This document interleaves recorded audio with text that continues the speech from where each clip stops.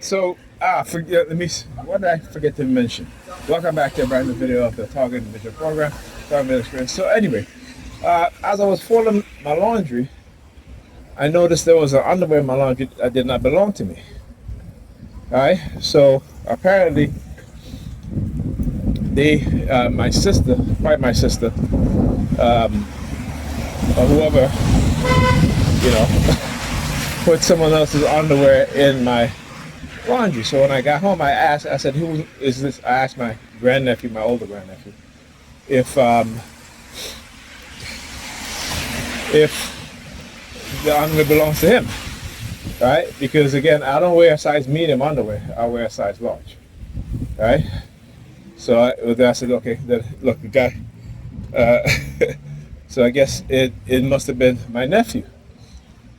But the interesting, funny thing is that when I was coming into the building, he was coming out, leaving, right? So again, I talk about the synchronization and the things that they do to let me know that they can control people, or to let me know that they are part of it in terms of targeting, right? Synchronization. So I was just like, all right, okay. And I had to do I took a video of, again, my grandnephew, the 5-year-old, as I'm coming in to go into my room, and he comes out, like I said, with putty in his hands, and he dropped it on the floor. And then he goes, look what I have. I have putty and it's blue. That sort of thing. I talk about the use of color, right? Color, weaponized color warfare. All right. This is why you hear all the sirens that was going on. I'm looking at the side of me to see if he's going to stop, because this dude over here didn't even stop. Right? So that is why they were using the sirens all day as a coercive threat, right? To prevent me from doing the video and uploading it so you guys can hear and see exactly what it is that they're doing. Okay? Because this is what they do. And again, let me tell you how they operate, right? So I was going to order a brand new mattress for my sister for her bed, because the mattress that they've been sleeping on is terrible.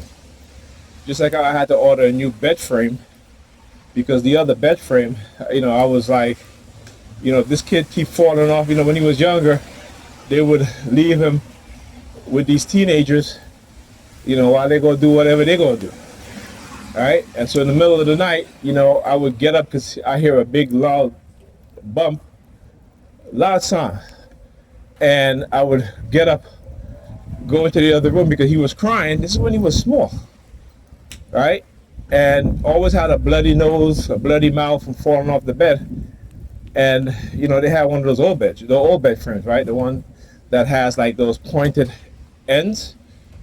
And I was like, I used to argue with them, with my sister. I'm like, listen, stop leaving them at home with these teenagers. Y'all, and this is the problem with a lot of these women, right? They leave their children with other children to watch, right? And these particularly teenage girls, you don't want to do that, because they're not going to pay attention to these children.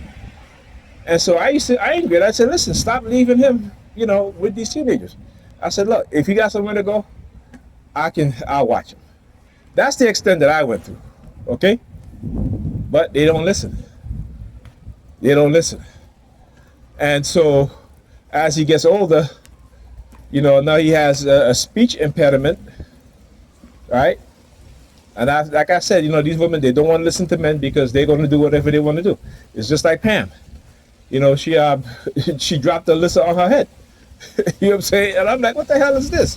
This is, it's like a repeating thing that these women do, right? Because they're so absent-minded at times, right? Because they're preoccupied with thoughts that have been put in their head through coercive persuasion programming, through cognitive warfare and neurocognitive warfare.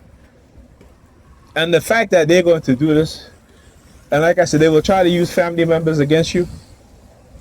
Like my nephew, as if, they This dude used to come and just take my things without my permission, and his mother just used to let him just take it. My sister used to let people come to the house and just take my things, including other family members, without even saying, let me ask Nigel first, right? So they'll try to make it seem like, you know, you have some anger towards it. I don't have anger towards my family. I understand the dynamics and the behavior and how they behave, and I also understand how I used to behave. All right, but I know that, like I said, I get up in the morning and I make a conscious effort, all right, to not operate on my subconscious programming. Because once I've learned how to identify these things and to see how their manipulation works and how we're being manipulated, is to do what? It's to deviate and to do everything possible against their programming. Right? So when you start to work against their programming, you start to come into your correct mind. Right? You start to look at your people as who you should look at them as. People that look just like you. You're supposed to want for them what you want for yourself. Right? You're supposed to praise them just as how as you like to be praised. Right? You're supposed to appreciate them as how you want to be appreciated. The orange stuff. So, you know, when you are as a black person and you come into your right mind, your right African mind, see, they're in their European mind. It ain't a right mind, but it's still a European mind. They still love themselves and each other. Right? They still do things for each other. Right? And white teenagers overdosing, what do? They went to the lab. They put their heads together. They came up with a way to save white teenagers from overdosing. Right? When black people were overdosing on crack cocaine, what happened? What happened? Right? When black people were overdosing on crack cocaine, what happened? They lock up black people. They took away their children.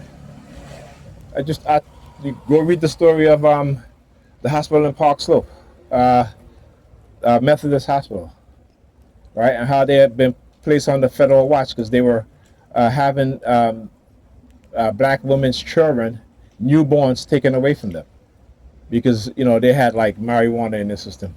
But then white women come in there with cocaine in the system and they don't report them. Right? This was not that long ago, okay? But we like to act as if racism don't exist. And black women like it because, you know, it's the system that gives them the money, that gives them the job. So, you know, they're showing you that, yeah, we can do whatever we want to do to you. And if you say anything about it, we're going to take away what you need to survive. And we know women already. You look at there is a video online on YouTube of how the Nazi did an experiment with women, right? And they had to bury the report because they could not share the findings about how women behave when it comes to certain situations, right? Because naturally women are a certain way, right? So we growing up don't even understand that. You know what I'm saying? But this is what they've been doing. Anyhow, talk to you guys in the next video.